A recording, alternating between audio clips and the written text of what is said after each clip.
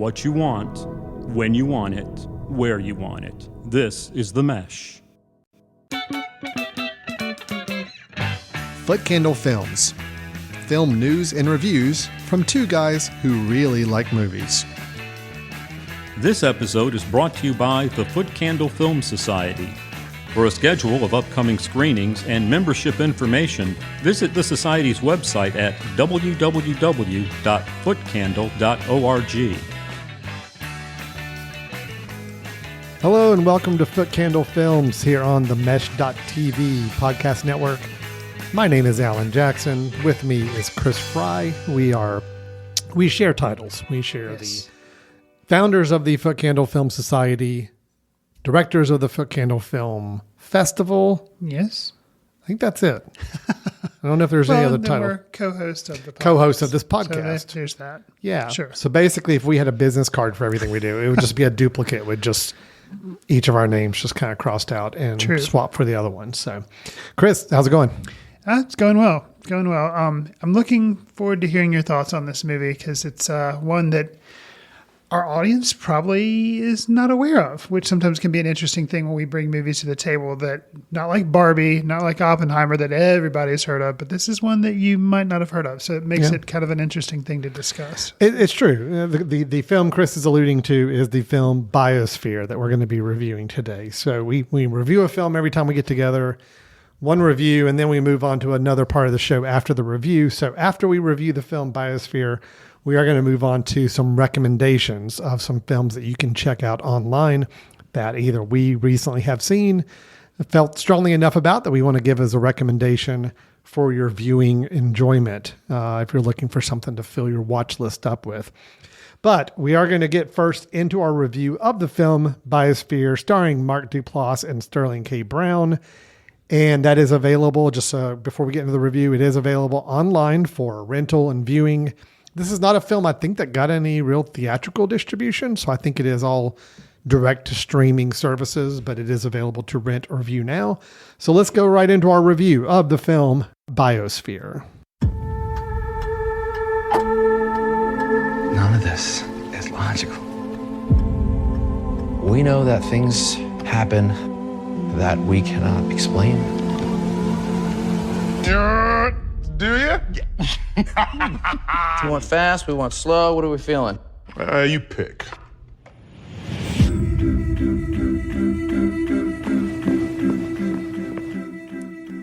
In the not too distant future, the last two men on Earth must adapt and evolve to save humanity. That is the extremely brief synopsis that I am given on IMDb. It lets us know that this is written and directed by Mel Eslin, who also helped write, or maybe she just produced The One I Love. Mm-hmm. The One I Love, which we discussed on this show a while back. Mm-hmm. That film also starred Mark Duplass, who is in Biosphere. Also, as Alan, you mentioned in the introduction, Sterling K. Brown plays a character called Ray. Mark Duplass plays Billy. It is the two of these guys. That's it, because of because it is them. It's a very short cast list. Yeah. Very short credits, relatively speaking. Yeah. So what did you make of this film, Alan? And also, did you feel like you could tell it had some DNA shared with The One I Love, as far as kind of like using a science conceit, but then kind of toying with things? Oh, yeah. So, and did you feel like Mark Duplass also shares a writing credit? So, co-writers on this with Mel Eslin, director Mel Eslin, which this is her first feature as well. So some, interesting things to note there. Do you feel like it has the fingerprints of the Duplass production machine? Oh, absolutely. I mean, you could have told me that the Duplass brothers directed this and I probably would have bought it. Their films, for those not as familiar with them, spend a lot of time dealing with unique relationships between people faced with challenges in a relationship, shifting dynamics in a relationship. And their films are typically very dialogue heavy. I mean, they're not visual filmmakers. They are very much about the words and the interactions between key leads. And relatively short cast list too. I think has been kind of something I've seen in a lot of their films. The One I Love, you mentioned earlier that Mark Duplass was in. not made by the Duplass brothers, right? Or was it? No, No, it was directed by on that. somebody else. But Some- I think they hand in hand in production on that as well. That you're right. That was a very, very similar style film where we mainly were following two people in that movie. In this film, Biosphere, we are truly just following two people. It is a sci-fi conceit around the film, although I would argue to say it's not the sci-fi conceit that you may be imagining. Right. Because, again, the premise of the film as it starts, as you said, it's two men living in a biosphere, Out of sphere, necessity. Out of necessity. It's something you learn over the course of the film, maybe why, even though to some degree. Backstories are hinted at, but Never explicitly never given, which told. I admired. I actually liked that. I liked it being a little more mysterious. Sure. It would have felt like a lot of exposition to kind of sit there and roll it out and tell us exactly what happened. They gave us enough to make it interesting. But the actual conceit of the film is actually shifts into something very different. Still a, quote, science fiction-y kind of conceit, but a little different than I think what you may expect when you're getting into the film. I will say, look, I enjoyed this film. Okay. I thought it was fun. I thought it was interesting. I thought it prompted discussions with me and other people afterwards, even But though I you watched it by watched it myself. alone. I know, but I gave a 2-minute synopsis of the film to somebody else Okay. close to, and just we talked about the concept of it. Got you. I don't think this is a film that a lot of people will enjoy because it is very, it's small, it's intimate. It relies on you really buying the relationship of these two characters. And then when it does go through a change, it's going to be uncomfortable for some people. I personally liked it because I like the bigger questions the film is asking. Got you. But it still made it uncomfortable. It is still, Yeah, I watched it with my wife, and it was really bizarre to be doing that. I'm sure it was. So I did like this. I think mainly because I like Sterling K. Brown. I think he's really good here. Mark Duplass is playing a Mark Duplass character. He's very similar, but he's still enjoyable and I think fun to watch.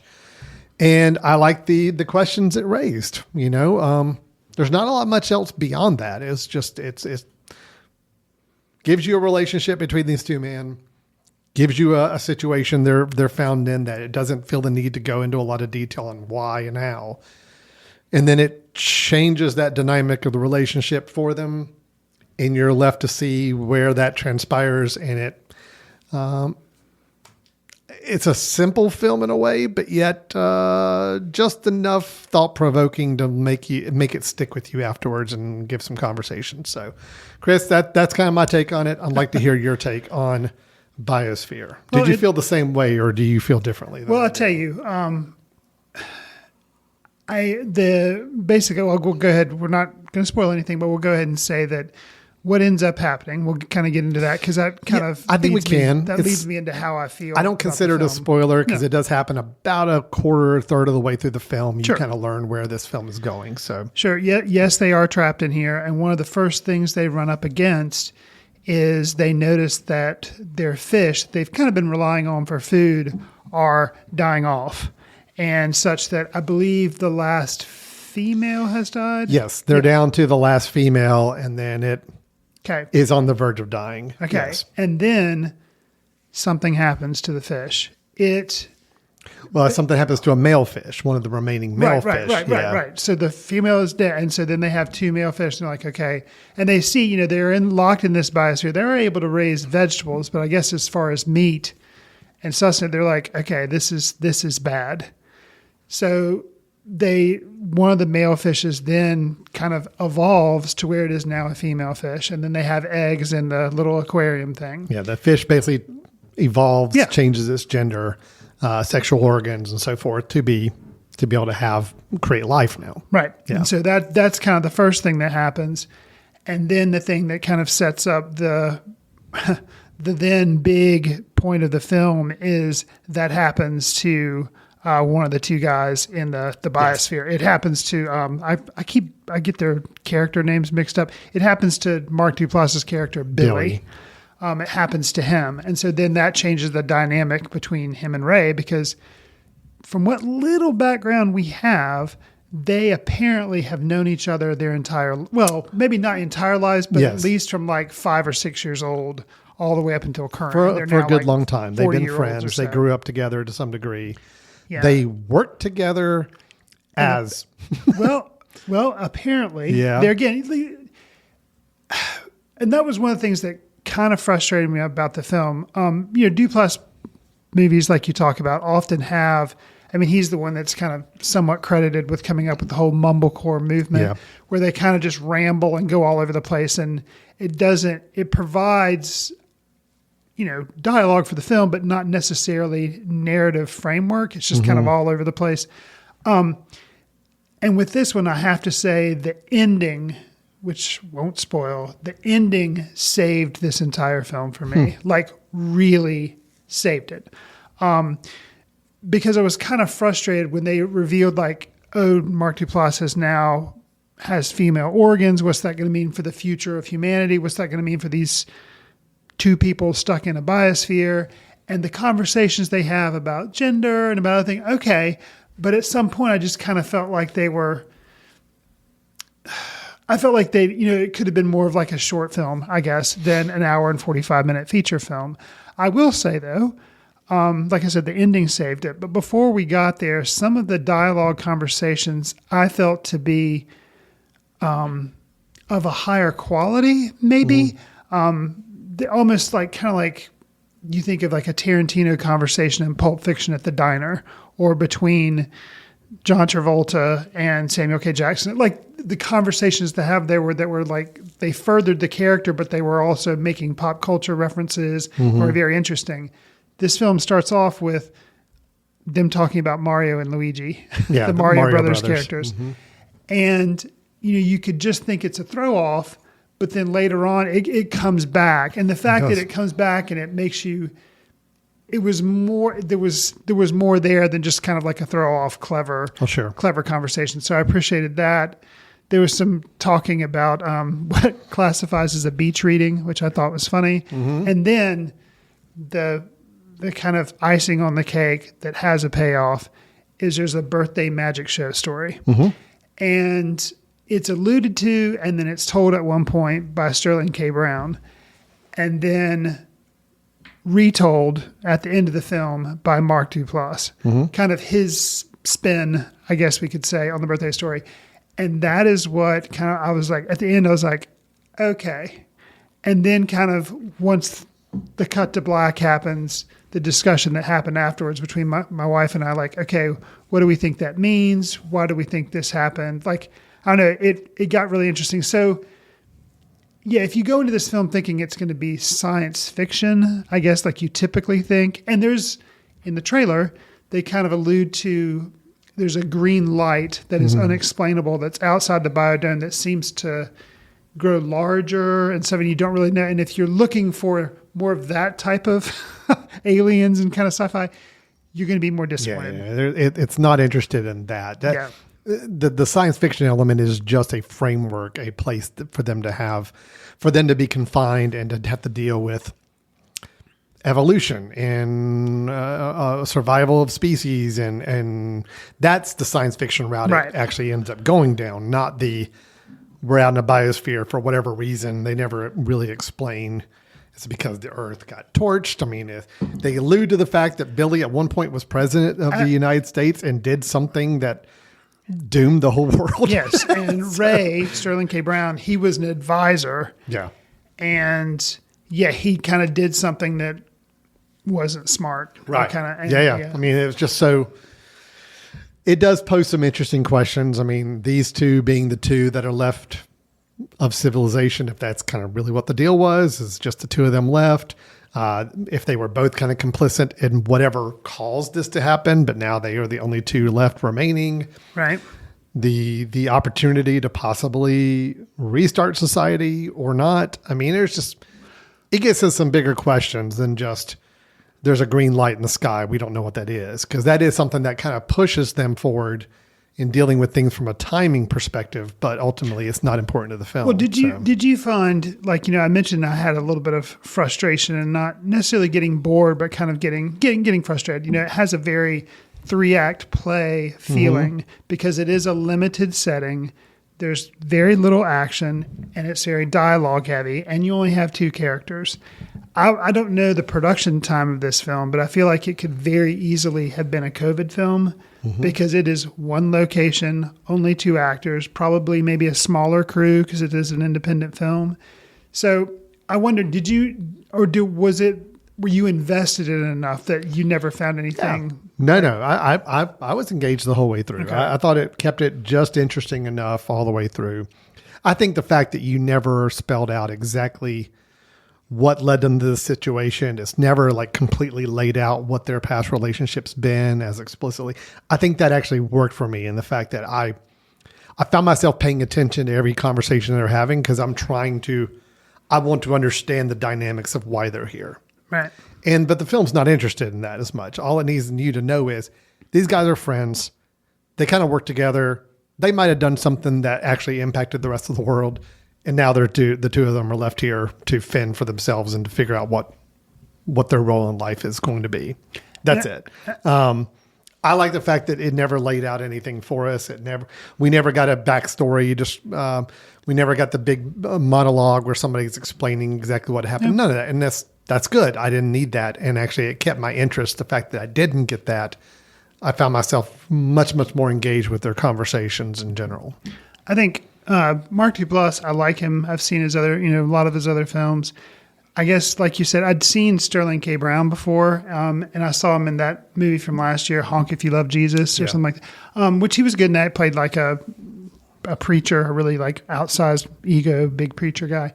And this, he was good, and I think, but the moments where he got to be angry, I don't think I'd ever want Sterling K. Brown mad at me because when he is mad, he can be very, very intense. And that's something that I'm not used to in a Duplass film. Yeah. Like you explained, a lot of the films are about relationships and something will shift and then how do they recover from that stuff? And yes, so that this is very much in that template. But some of the conflicts they feel because they're 2 men, they've had this certain relationship and then things shift and Sterling K. Brown kind of reacting and man. Well, when he reacts, and I thought that was the most powerful part of the film where he reacts to a situation that's posed to him, but he's reacting in a very different way than how you've seen him up to this film. True.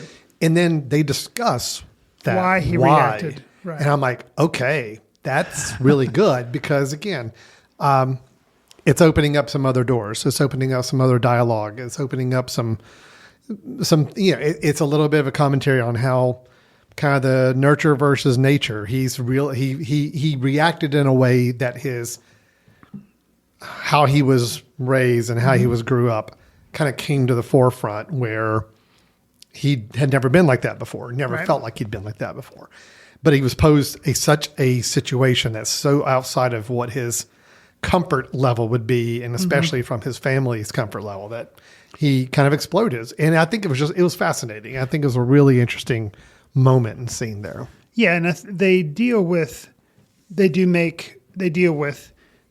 gender norms, and then they deal with kind of religious backgrounds, family backgrounds, things like, they kind of mentioned too a little bit of politics because like the guy was president, and then if you kind of, from what you can pull from these people, they had been friends, but Mark Duplass was, I guess, Republican and Sterling K. Brown was Democrat. And he was in, I guess, maybe his cabinet or something like that. So kind of like they kind of touch on all these different things about how, different people working together that may not necessarily believe everything. I don't know. It was just very, I don't know. Well, there was even a little bit of a sense of Sterling K. Brown's character of Ray kind of insinuating that he could have stopped Billy from doing whatever Billy did that caused the world to have such the problem it had. Right. But he didn't.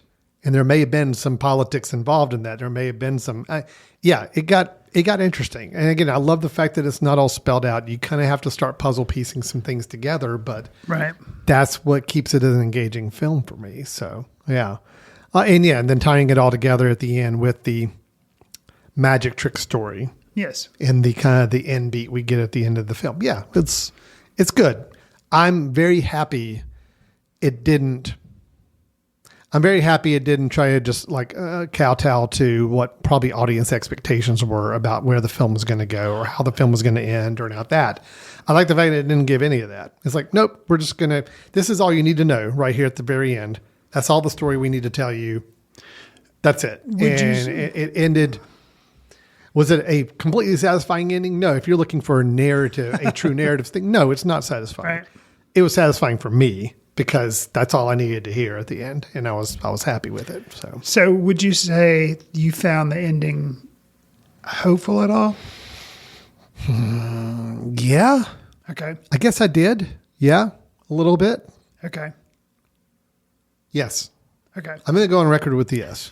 I found the ending more hopeful than not hopeful. See, the interesting thing is, I kind of didn't know what to make of the ending for a little bit, and then I had to kind of sit with it. And my wife and I actually went back in the film and replayed certain moments to kind of, now that we knew where the film ended up, we're like, okay, let's listen to these guys talk again. Yeah. And we did, and we're like, okay. See, that is a sign of an So- effective film. If you Right. find yourself, even if you're going back and trying to review parts of it to better comprehend it, that's fine, but you're still invested enough to want to go back and see it. And yeah, there's parts of this film I'd actually, again, this is not a cinematic masterpiece. This is not, there's it's nothing very- visually interesting. There's No. nothing I mean, and cinematically, though. I can't even really credit. I mean, cinematography's fine. It's just, it's very it's standard. workmanship. Yeah, it's just standard. Yeah, You have there's a very nothing- limited space to work in. It is all about the dialogue. It's all about the communication between the two. And it looks very much like the inside of the biosphere, which we never see the outside of the biosphere. You are Right. literally inside, trapped inside, just like they are. I mean, you have like what, 3 or 4 rooms to kind of explore within, and that's and it's it. all kind of and open it's very air too, open. so they Yeah. can kind of. It is one big room, but yeah, it is kind of sectioned off a little bit. Yeah. But yeah, I think, and that to me it bothered me a little bit, but I got over it. I could just tell because you never see the outside. You never see. It's like, yeah, this is so much a set. To me, it's like, Yeah. but it's But that's like, not what was important to the No, film. So not you know, important. yeah, I liked it quite a bit. I like any film that causes you to have a dialogue afterwards, Sure. for better or for worse, for good or for bad. I still think that's a sign of an interesting film, and this had just enough going on with it to really keep my attention the whole time, keep me engaged. I like these two characters. I wanted to know more about them, but I was happy I didn't get more. So it was all good. I'm all good with it. When I I don't think- really have any complaints. That's good. See, but Yeah. I don't have a complaint. I would say, I guess a minor frustration was that I felt like they were kind of circling around for a little bit and going for some of the, not shock value, but just kind of the, the fact that he's a different gender now. Oh, okay. And like wanting you to really like wrestle with that. And I was like, okay. And like, I wanted there to be more. I was just like, okay. But then like it worked. And I think what made it end up working, like I said, was kind of the end. I will say, I think this is a film that I see like in IMDb, it has a 5.5 out of 10. And I feel like it's a film that probably many people haven't seen. It didn't get like a theatrical release, but I feel like it has people that are really, really going to like it. And then some people that really, really hate it. Oh yeah, no, absolutely. Like I said, it could be a very polarizing. I do not think this film is for everybody. You mentioned the IMDb rating. Fair enough. Sure. But I will also toss you over to Rotten Tomatoes if you wanted to use the Fair tomato enough. meter.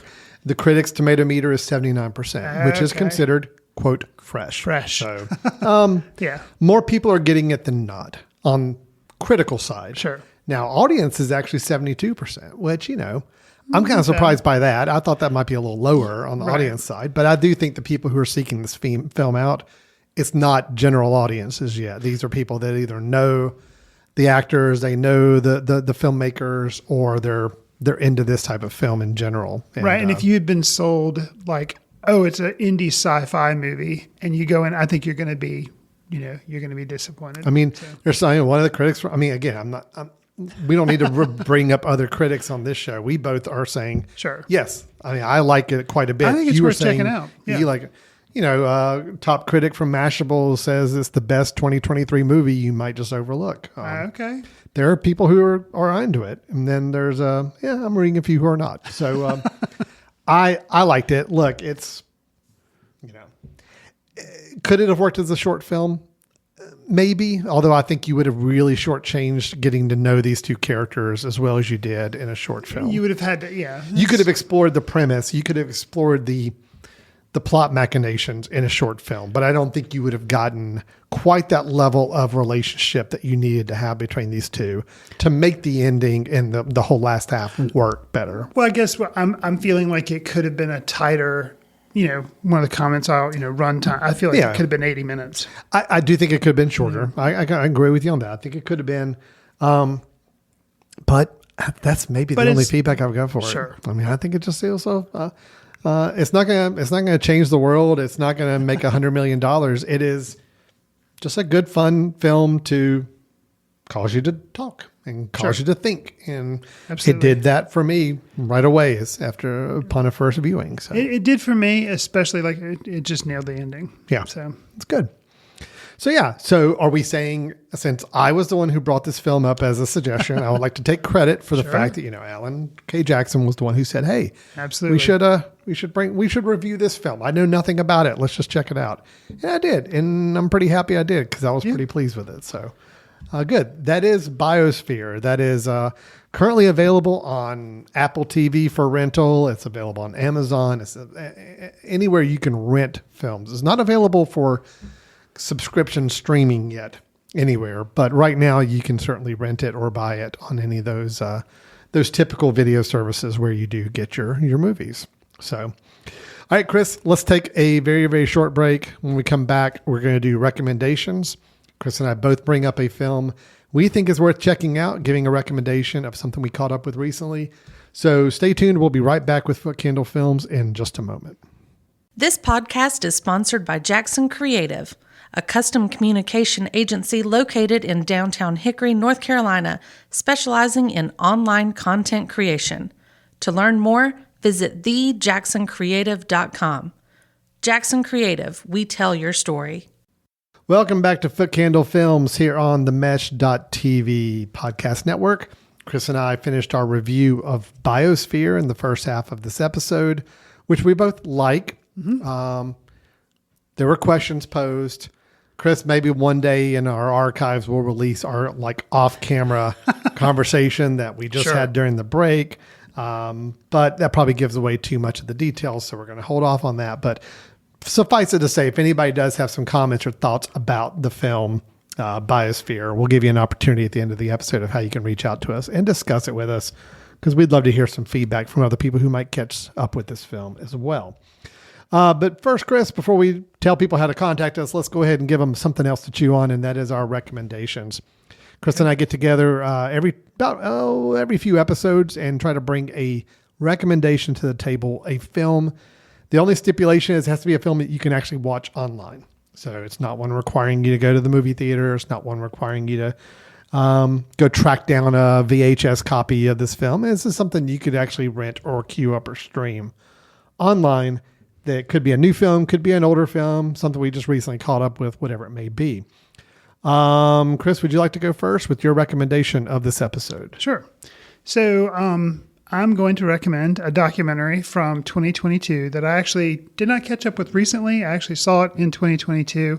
Thought it was really good, but then, all these other movies came along and I forgot about it. But what it is the documentary Nothing Compares, and it's about Sinead O'Connor. And she just, as you're probably aware of listening to this episode, she just recently died. And when she died, I immediately thought of this documentary because I'd watched it and learned a lot about who she was as a person, her career, what happened to her after the whole infamous tearing up the Pope photo. And it was really, the documentary was extremely well made. It's directed by Catherine Ferguson. And apparently she had been after Sinead O'Connor for a while. Hey, I really want to make this documentary. I'm a big fan. And Sinead O'Connor was like, I'm not interested. I'm really not interested.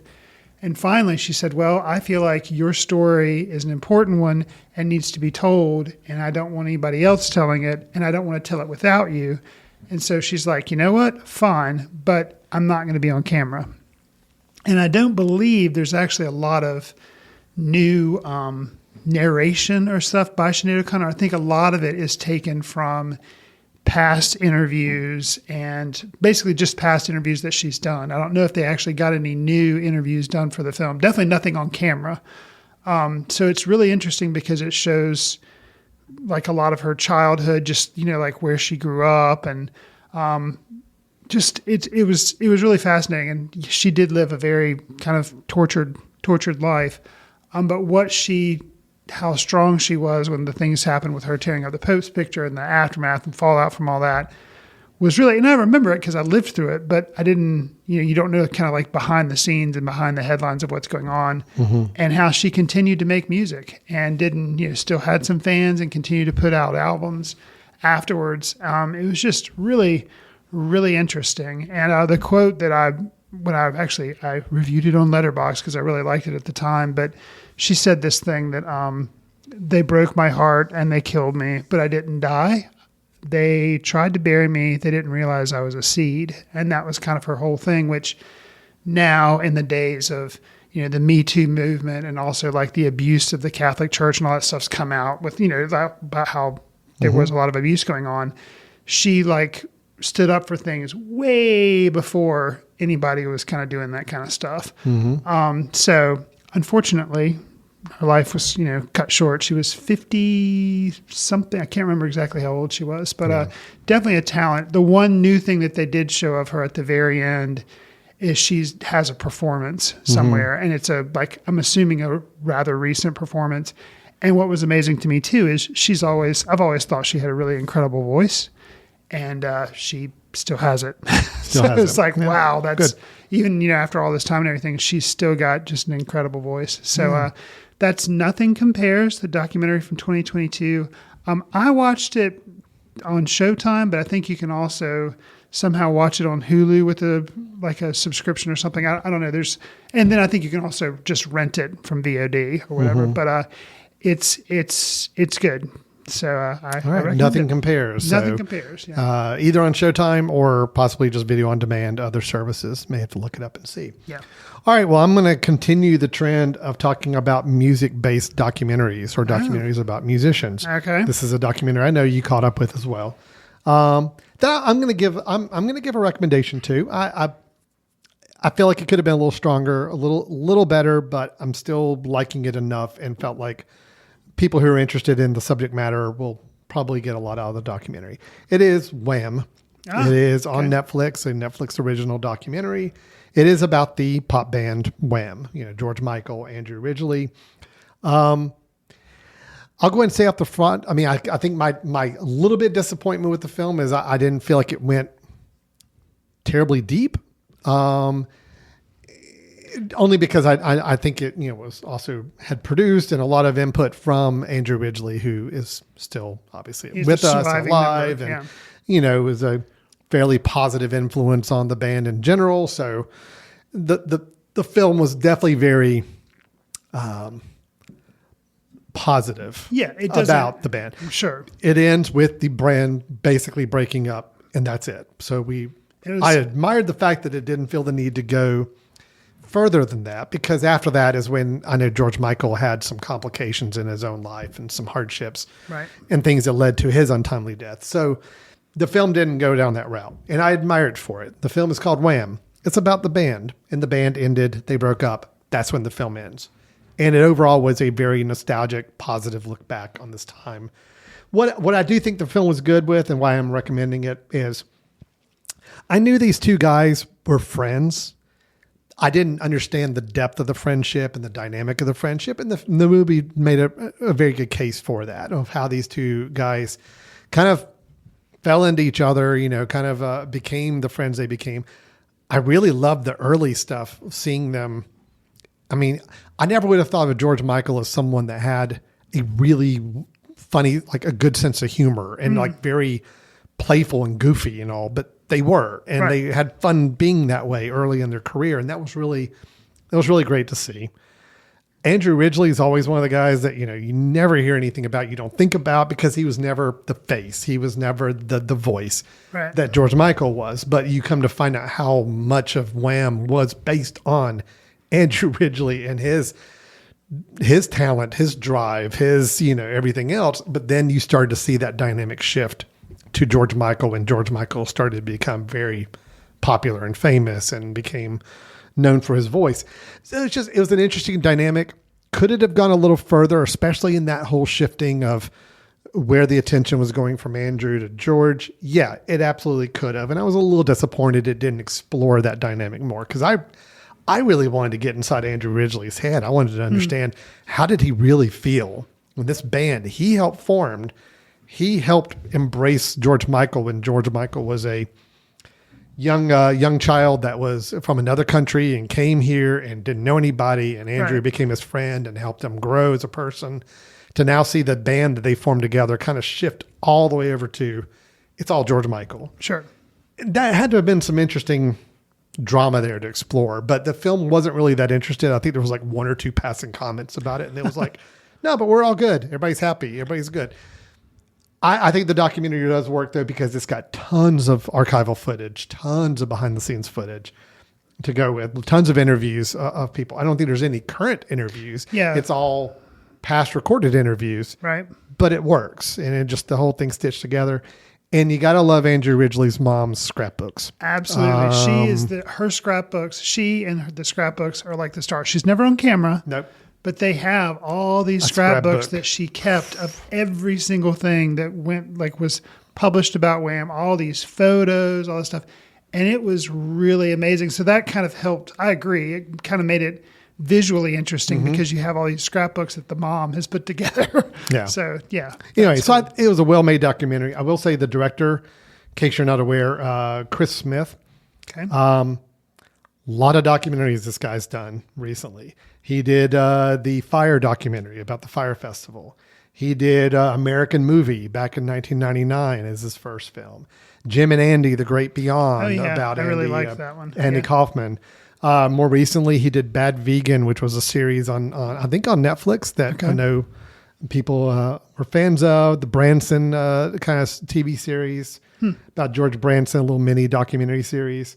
So yeah, this guy is all over kind of pop culture documentaries right now, and does a good job with them. The ones I've seen, I've liked all of his work. So that is Wham. It is on Netflix, part of your Netflix subscription if you are a subscriber.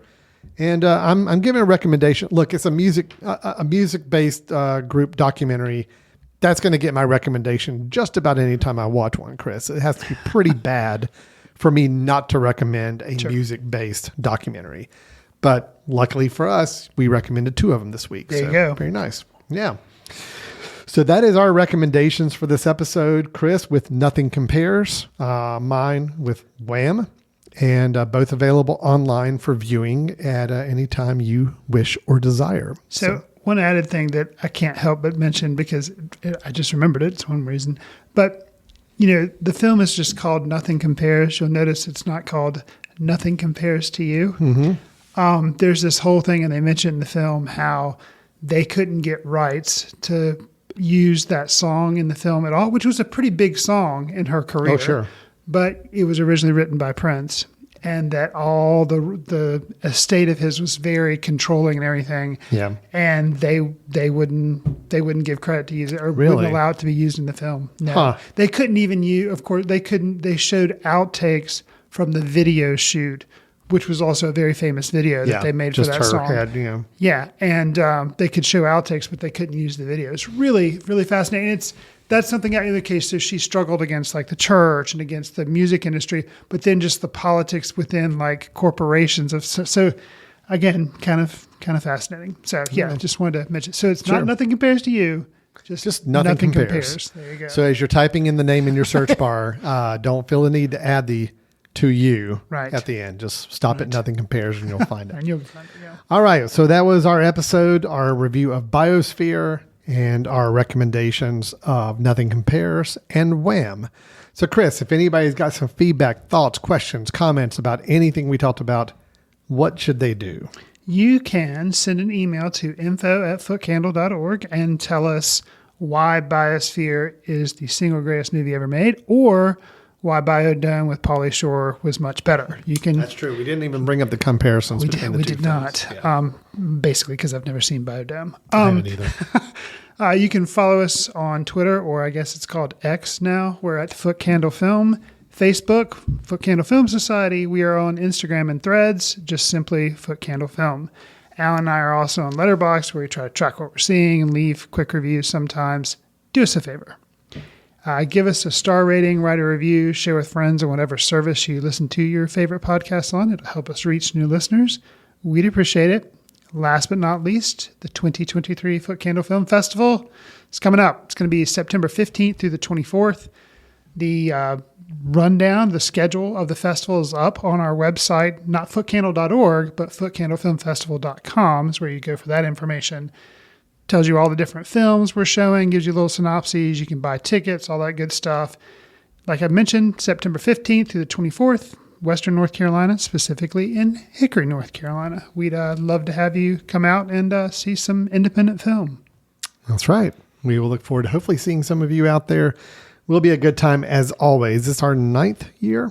Yes. With the film festival. Right. Correct. All right. Well, that'll wrap it up for today. Thanks everybody for listening, and we will look forward to talking to you next week with a new episode of Foot Candle Films. Take care. See you in the ticket line. Watch films in the company of like-minded people in the dark.